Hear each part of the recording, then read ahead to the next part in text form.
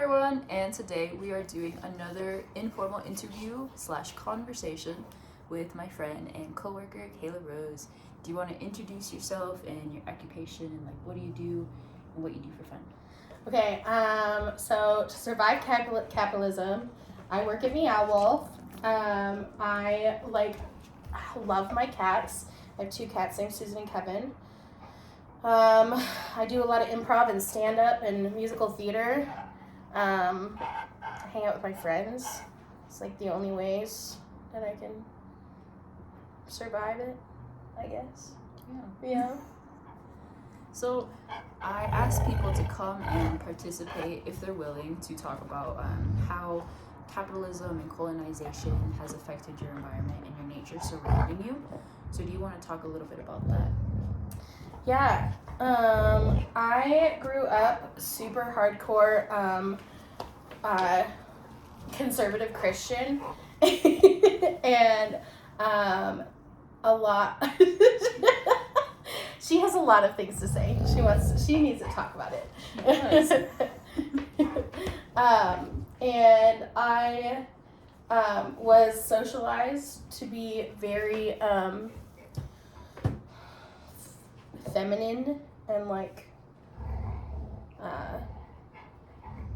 follow a pure abstinent only lifestyle in the Christian church, and that actually ended up really traumatizing me, and because there was just this constant need to be good, need to be better, and always be fixing myself, which is hardcore capitalism. Capitalism continually makes us go, we're not good enough, we have to do better, we're not perfect. But I think the biggest thing that has been is realizing that I'm autistic. I got burnt out on working jobs and trying to keep up with the grind culture very, very early. Paying rent and buying food and shit like that is, oh, I cuss, sorry. It's okay. It's real life. Yeah, that's true. Yeah, so just realizing how many of my basic needs I have to literally push myself to the path of exhaustion. And being autistic, how I really don't fit in the mold of capitalism and that grind culture. I was made to do one thing at a time. And I can't do that because I have to work in order to live, in order to work, in order to not die, in order to not be homeless. And I don't really have that support. That's the other thing that capitalism does to us, I think, is creates this individualized mentality. So instead of living with communities and living in that sense of support systems, it creates individuals that can't keep up with the system. So yeah, that's kind of the biggest things for me. But just my observations of capitalism and white supremacy and colonization is just depressing. Yeah. It's just constant cycle of never having enough, never being enough. Especially if you're not cis white and straight and the epitome of being perfect. Yeah, exactly. So being a non-binary, fat, queer, polyamorous person is just luckily I'm white, I guess. I don't know. Got one thing going for me, I guess. But yeah, so it's just, I'm tired. I just want to lay in bed with my cats. We literally, okay, this is the biggest thing about, we literally could have been laying next to a river, naked as fuck, eating food that we found, doing nothing. And we were like, no, we need a system. We need to go to work from 9 to 5 every day, and like we need to, like. That's actually ironic that you bring up the whole like river being like naked in a river, and it was that book that I was telling you about, Underflows, but it's also about like queer and trans like ecology and approaches. Yeah, I was trying to find it. Yeah, I was trying to find it earlier, and he literally starts saying that queer and trans bodies are more accepted near a river because they could be free and flow like the river and be free like the river. So it's interesting that you bring that up, because it's true, like we don't realize it, but these approaches are like very close to like people that actually care about things, and I feel like we need to care more, like how you were saying earlier, before colonization happened, the indigenous people were living their lives and just doing their thing and making resources out of anything because they didn't need to have money, they didn't need to have like these systems in place, and then we just came in and destroyed everything, and we're like, we need money to survive. Literally, like that whole mentality of like, I deserve more than you, that will forever be like. I was talking to a friend the other day, and we were talking about somebody that we had both had conflict with, that we kind of like, we'd all been friends at some point, but then she had conflict with this person, then I had conflict with this person, and we were complaining about them the other day, and we were like, what the frick is it? Like, why is the conflict with them so hard? And we both go, well, I didn't, but she goes, well, the difference is like, you and I want everybody to win. Like, she just wants to protect herself. And like, it's that trauma response of being taken advantage of, being like completely like consent, right? Like capitalism perpetuates a non-consensual environment, right? Because you're born into the world and you have no consent over like, regardless of you like wanting to live. So you have to like work to have a house, work to have like food on the table. Like, how is that consensual? Like, it's not. Like, all these things should be like a right. There was another article actually for another course that I was reading, and saying how it was the Black Panther Party that brought up the free breakfast for kids program. And in the article, it literally said, like, food should not be a commodity. It should not be sold for a price, because if it's sold for a price, there's a price on your head and you die. And that was literally, like, a quote by Elaine Brown, the former chairman of the Black Panther Party, if I remember correctly. Pretty sure it was. And it's true, because it's like, we have all of these prices within just living and breathing ourselves, and it's like, it's not fair and it's not just. It's not, and it's not equitable. I mean, and you have groups like the Black Panthers, and you have groups like just the Red Scare in general, in like, I think it was, I can't remember what decade it was, but the Red Scare was like just this propaganda of, you can't trust communists and socialists, like they're out to like steal everything that you have. And it's like, they're literally just trying to provide equitable amount of resources for everybody. And literally there's never been a country in the world that has been a true communist country, because the United States comes in and uproots the government and turns it over on its side and then claims them as a terrorist government. Like, that's why the Black Panthers like are like, there's no history about the Black Panthers unless you like dig into like Black culture and Black history. It's not in any like, if they are mentioned in like history books, they're mentioned as a terrorist organization. Yeah. And it's because they try to reallocate like resources to neighborhoods and communities, and it's just, it's erasing a part of our history. It's erasing a part of our history. It's like tearing us apart as like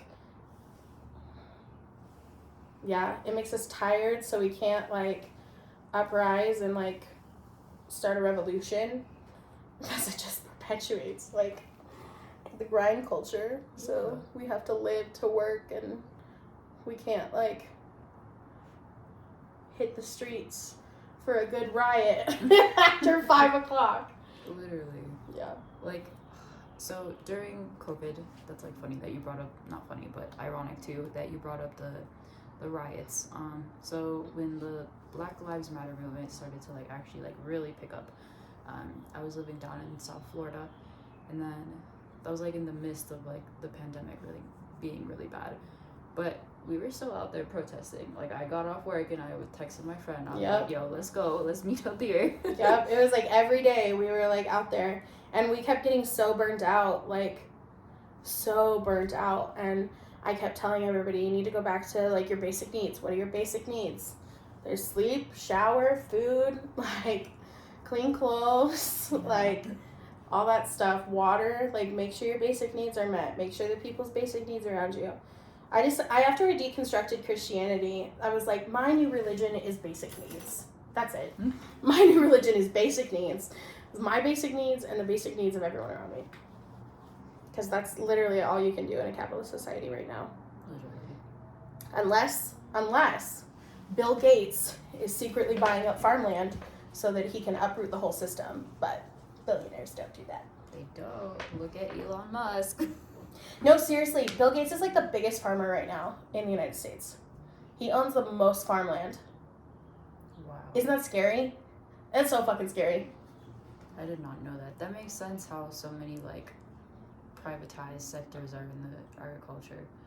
But I didn't know what Bill Gates run that. Well, do you know what monocropping is? Yeah. Yeah. So, like, monocropping is like single-handedly like, I don't know enough about agriculture to like really speak on this. I grew up in an ag town, so I know like the outer core of it. But like, monocropping is like one of the leading causes of like food insecurity, because they're producing so much food and then throwing it away because they can't sell it, right? Yeah. And what's worse is like the organic crops, like they don't use like pesticides and stuff on that, so they're just like wasting a bunch of food because they can't use pesticides, because everybody's like, we need organic food. It's like, we have to feed everybody first. Like, there's so much like, yeah, everybody needs to learn how to like grow their own food. That's, yeah. You can't trust any of those labels either, because it's like, it's literally a concept like called greenwashing. Mm-hmm. Oh my god, greenwashing. Oh my god, greenwashing. So, okay, I'm gonna sound like an asshole a little bit. My least favorite thing in the whole wide world is white vegans, because they like evangelize veganism, and so much of veganism is, especially white veganism, specifically white veganism, so much of white veganism is like made with like palm oil, which is one of the leading causes of climate like devastation like in the world. And they preach like this judgmental, like, you should only be eating vegan, you should only be eating vegetables. One, that's super freaking ableist, because so many people need very specific proteins in red meat. And two, like, there's so many cultures, indigenous cultures, that like use meat as like a ceremonial thing, right? And to make it through the winter. And so, and then not even to get into like food deserts. Like, let's not even talk about food deserts, where the only place you can get is like a freaking taquito and like a 7-Eleven. Like, so it's just, I hate that we like preach that like greenwashing, like you need to be doing this for the environment. And it's like, bro, Starbucks needs to stop like selling billions of cups a day, and like actually start recycling them. You being vegan and telling everybody else to be vegan isn't gonna like cure the world. Do we need vegans? Absolutely we do. 100%. We need people to like have like care about shit like that. But when you evangelize it to the point of like no nuance, it's just straight up like white privilege. Yeah. It's so infuriating. Like, you shouldn't impose like what you think is right on other people when, especially like vegan, if like, you know, like what you're saying, like different cultures use different things, different mentalities use different mentalities as well, and have different viewpoints. And it's like, if you're imposing your thoughts on other people, it's gonna like whoa, why are you telling me to do something? Yeah. And also it's just more like consumerism. Like, it literally, veganism is just more consumerism. It's finding like alternatives for things.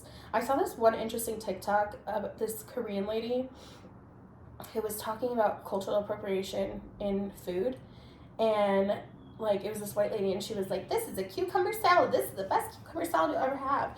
And she was like, no, that's like a Korean dish. That's just not like a cucumber salad. That is a Korean dish. And you just like gentrified it. And you like got millions of views off of it. And then she started talking about how like so many people use like kimchi or like different types of vegetables to like be like, oh, this is a vegan alternative. And they're like, no, that's just a dish. That's not a vegan alternative. That is just a dish.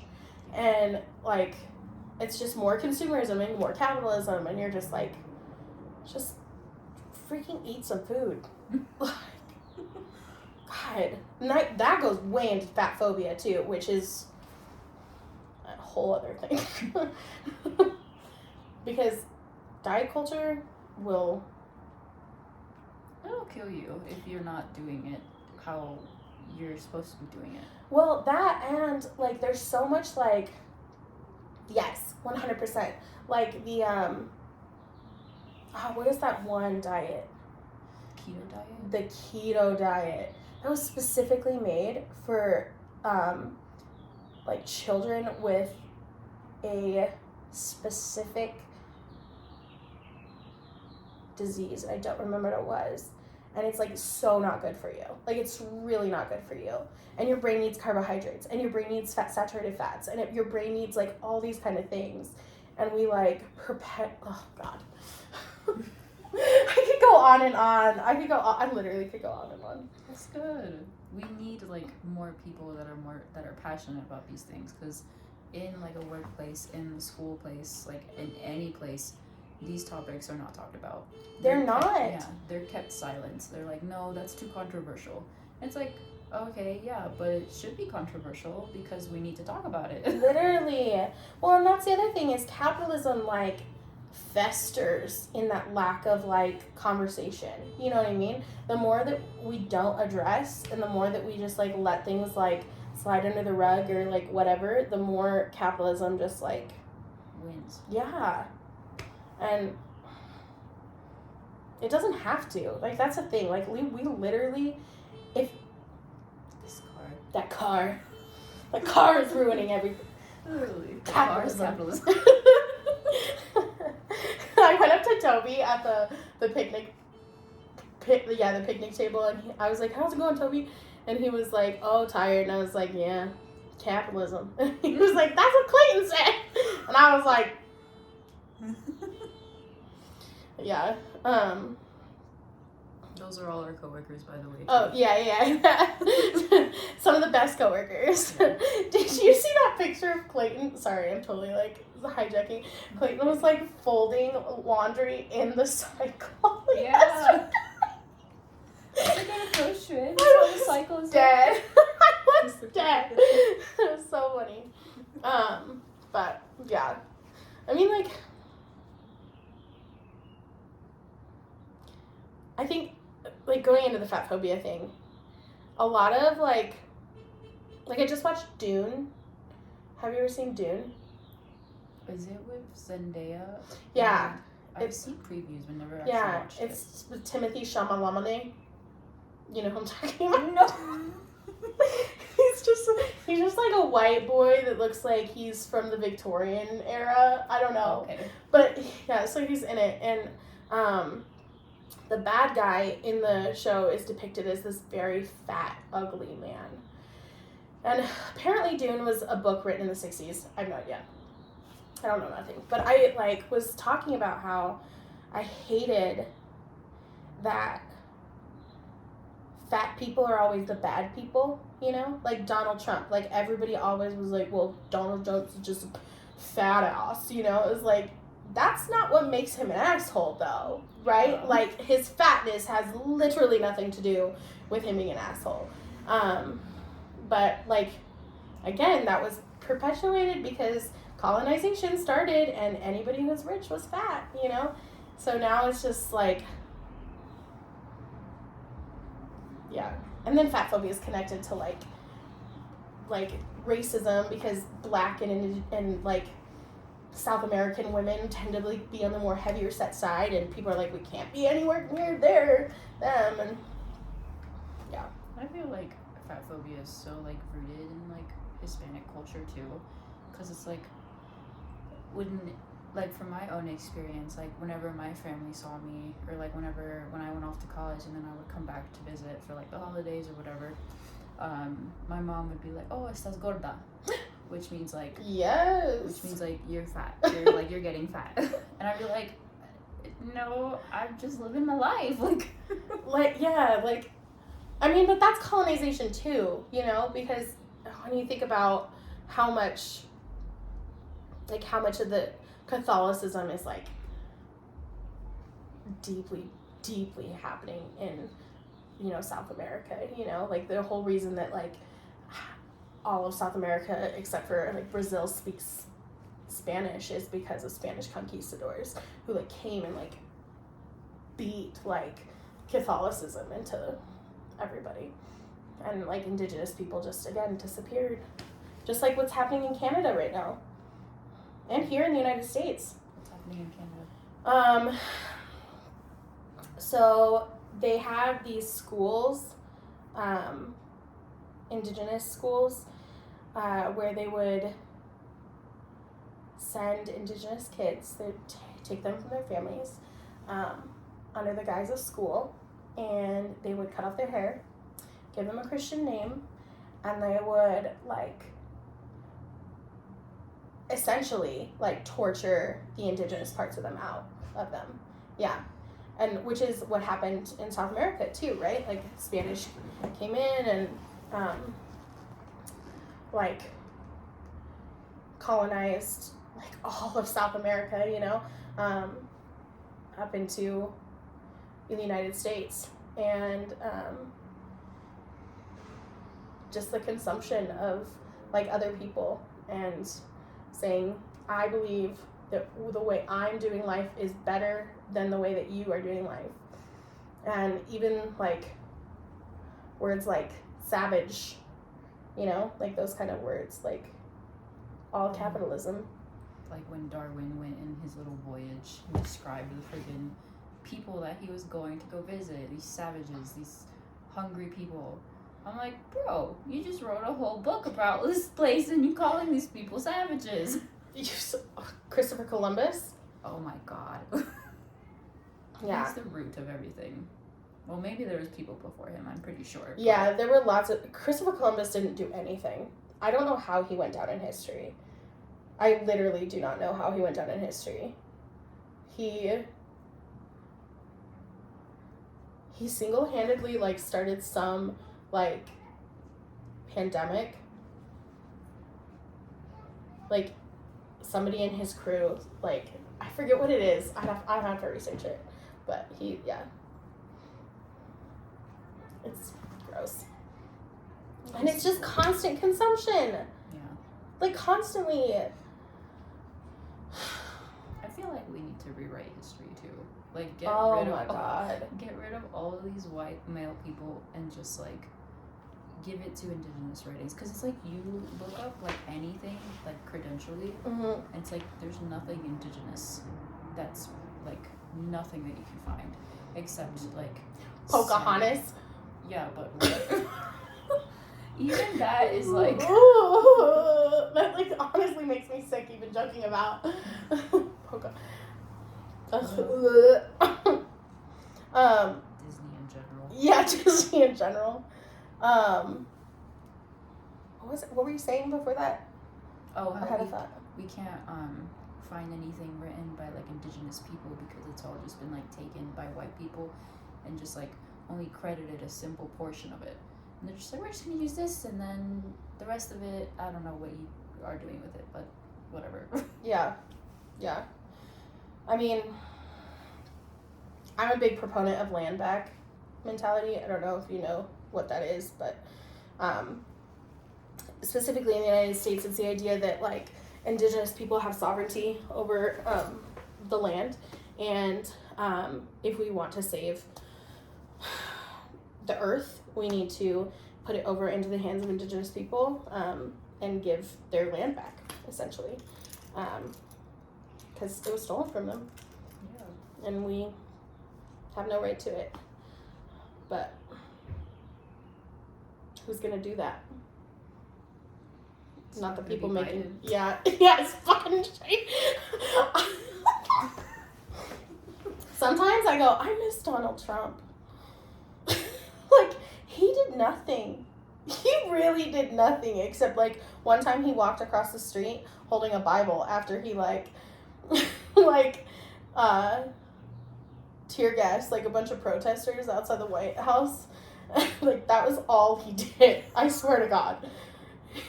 What? Yeah, literally. Like, he didn't do anything. Like, he literally did nothing. And I was like, I kind of miss that. I feel like, so from what I remember, what Donald Trump did was a lot in regards to like environmental movements, but the reverse of that, the opposite of that. He literally didn't do anything. He literally undid and like, yeah. Undid all these efforts, but then Biden comes in and then redoes them. But in reality, are we really doing them? No.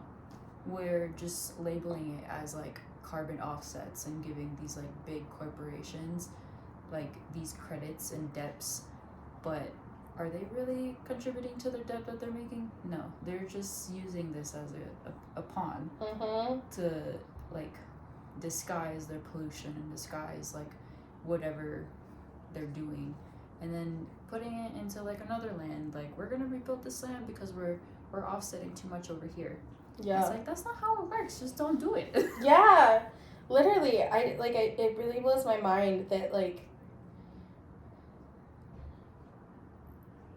I don't know. I just,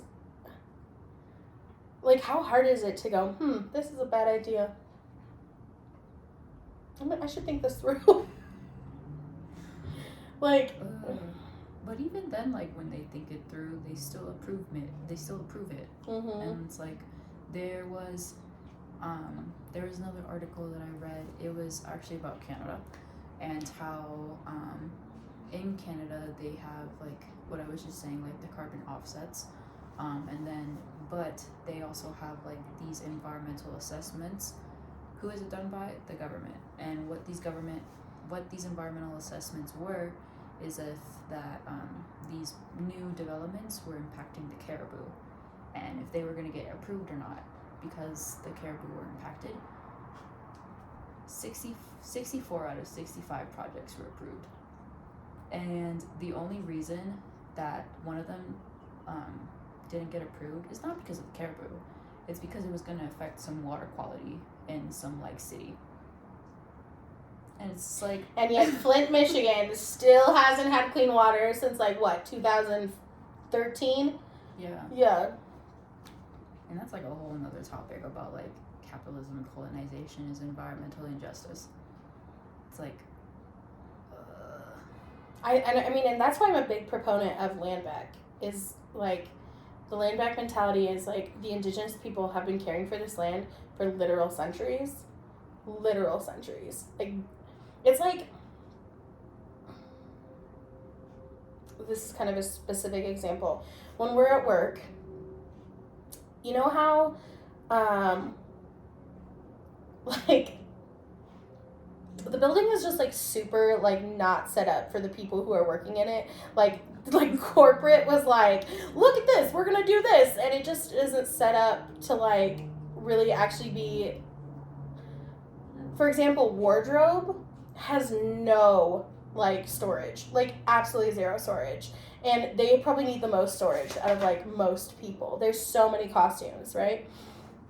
So they just like corporate just like wasn't thinking about that. Now had they asked wardrobe and been like, what do you need to make this an efficient working costume like department, wardrobe department, wardrobe could have gone, we need a place to set up like a cutting table, we need a place to set up a couple of sewing machines, we need a place to we need some like dressing rooms, like we need shelves, you know, like they could have been like very specific, but they didn't because they were just thinking like, oh, we're doing this great thing, and it's like, you're not even consulting the people that who this is like most affecting. Like, how is that a good thing?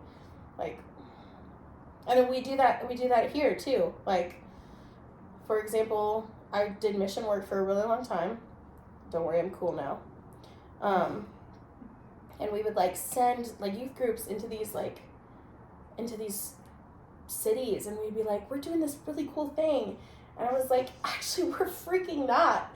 We're like kind of messing things up here. Like, this is not helpful at all. Instead of like asking the people whose lives we were directly affecting, we were like, we know what's best for you, and we're gonna come in and do this. And I was like, that's actually not what's best for them at all, actually. Yeah, we re-traumatized kids week after week after week because we would bring a group in and they would leave at the end of the week, and the kids would just be sobbing because they made these super extreme connections with these people, and then they would leave after a week and they'd never talk to them again. And it was just like that over and over again, and it was just like, yeah, That's like false community and like false hope and hardcore. Yeah, Hardcore it's false like community. not something that you should be doing at all. Yeah. It's just like, I feel like we lack that too within America so much, like that like false sense of just being supportive of each other, you know, and just like, I don't know, I guess like when someone like posts something or like a bit of them being like depressed or something, and then someone comments like, oh, we feel better. It's like, are you doing it for them, or are you doing it for your own self-gratification? Yeah, and also, like, you saying that probably isn't helping any of their, like, their basic needs. Like, we're usually depressed. This is why basic needs is my religion. Like, people are depressed, people are anxious, people are stressed out, and it's because one of their basic needs is not being met. And so you, as a person, if you, like, genuinely want to help somebody, be like, okay, Carolina, are all your basic needs met right now? No. Okay. Okay. What are the basic needs that aren't met right now? Oh my god. Well, you know, honestly, if I really think about it, yes, all my basic needs are met. Okay. Did you have food today? Yes. Did you have water? Yes. Did you sleep? Yes. Okay, great. So those are the three like basic ones. Do you have meds that you need to take? Yes. Okay. Did you take them? Yes. Yes. Okay. Do you need a shower today, or is that for something tomorrow? I'll shower today. Shower today? Okay, great. So you can shower today. So let's say that you weren't able to do one of those things. So you're like too stressed, or like somebody with autism, I get so overwhelmed by the idea of like having to like clean my space, that I literally just need somebody to sit in the same room with me, even if they're just on their phone and not talking to me. And that's like such a simple way that like we can like be in community with each other. Or like, have you eaten today? Great, I'm gonna make something to eat. What are you allergic to? Do you have any preference? No, you don't have any preferences? Okay, I got you. You know? And I think we like really underestimate like the value of simply just helping each other meet their own needs. Like, for real. Because like you can pretty much do anything if all your basic needs are met. Yeah. You can do anything. Start thinking more positively too. You do. Yeah. And it's not even more positively, right? Like, it's just more like realistically. Like, you're like, oh yeah, I can do that because I have food in my belly, I have energy, I have water. Like, I'm not stressing about my housing needs. I'm not stressing about like if I can pay this bill, you know, like, yeah. And capitalism, like, completely depletes that out of us. Like, yeah. We just start not caring. Mm-hmm. It's like, no, we need to care. Yep. And like, that's one big thing I like about like indigenous like teachings and stuff, because they implement so much care with anything that they do. And there was the same book that I was telling you, Underflows. He mixed a lot of like queer and trans ecology and approaches with indigenous learning, and how if like, you know, if we mix all these approaches, it'll like basically be like the ultimate thing. It's like, I feel like we should do that and just erase capitalism, please. Literally. I heard I took this really dope cultural anthropology class in my undergrad, and we were talking about how there was this matriarchal village in Africa. As a culture, complete, like, the hierarchy was all women, and they, when somebody would hurt somebody else in the village, they would like center the needs of the person that was hurt, but then they would gather as a village around the person who like hurt that person, and like found ways, because when people hurt other people, it's because they're lacking a basic need. They're lacking control over something in their life. They're lacking community, they're lacking support. And so they literally gather around and they tell the person in the middle like good things about them. And they like have a conversation about how they can help meet that person's need. And if that's not restorative justice, I don't know what fucking is. Like, capitalism is... Did you watch Euphoria? No? Euphoria was such a beautiful example. It was such a good example of how our culture creates its own criminals. Like, we literally, everything that we do literally makes it so that, like, we have pedophiles, we have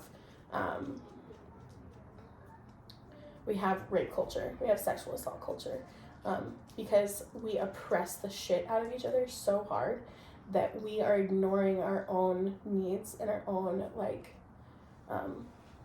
the own things that, like, drive us forward as, like, feeling as a complete human. And it's kind of yucky. It's very yucky. Yeah.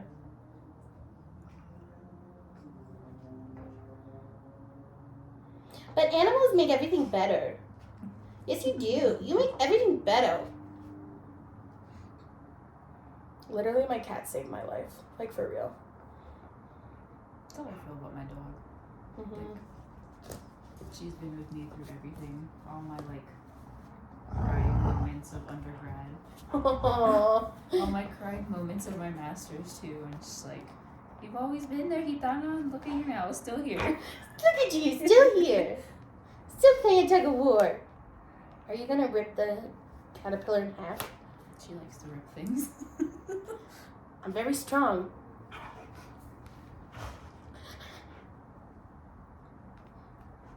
There was like, what was it? I think it was Ecuador who made, I think it was like the first country that made animals have rights. Amazing. Yeah. And it was like, I was like, what? So, it was actually like an Instagram post, and I saw that Ecuador made animals have rights, and it was all because this monkey was taken from its home to be captive in a zoo, and then like 2 weeks later, they passed away. So Ecuador was like, no, y'all not allowed to remove these animals from their homes. That is illegal. They have rights. Don't do it. Don't come into their homes. Well, and it screws up like our entire like ecosystems. Yes. Yeah. But, like, even more than that, right? Like, because it is just more consumption, right? Like, we have all these little ecosystems, and then, like, we decide that, like, well, we need to eat more shrimp. It's like, maybe not in mass. Yeah. Like, maybe if you live near the water and you can catch it yourself, yeah, freaking eat the shrimp, you know? But, like,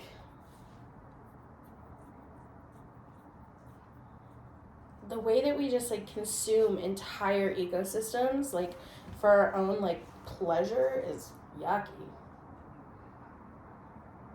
It's not cool. Mm-mm. It's like, we need to,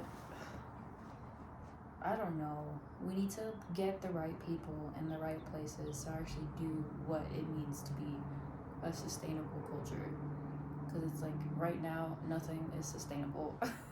Even though there's, like, certain labels that make it seem like there are. Yeah. It's like, no, people, come on. Let's wake up. And the hardest part about that is, like, the seemingly only way to do that is with a firearm. Like, that's what it feels like right now. Like, because there's no way in hell that, like, Joe Biden or anybody in the GOP, anybody in the, like, in the Democratic, like, party is gonna be like, we need to put the right people in the right places, because they're not profiting off of it, right? Yeah. And, like, if they're not profiting off it, like, It's never gonna happen. yeah, And it's like all the right people that have that mentality of, like, making it right, they can't get to that point because of capitalism. Because of those, like, approaches of capitalists implementing their ways of, okay, I need to either or both exploit the resources that I'm using and exploit the people that I'm using. Yep. It's like, it makes us tired. makes us so tired. Yeah.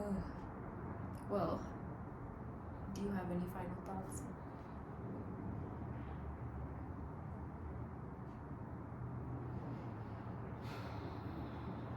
Can't think of anything else.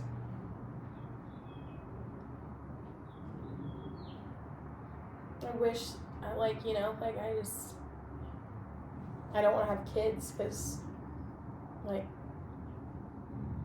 I just don't see us going anywhere, you know? Like, I don't see us getting better. It's like what my partner says too. He's like, I don't want kids. Why would I want kids to bring them up in this crazy ass world? Yeah. It's like, it's a stress on them. It's a stress on us. Yep. And they don't even have to worry about, like, the financial aspects until they get older. And, like, that's even more crazier. Yep. And that's the reality of the world that we live in. Yep.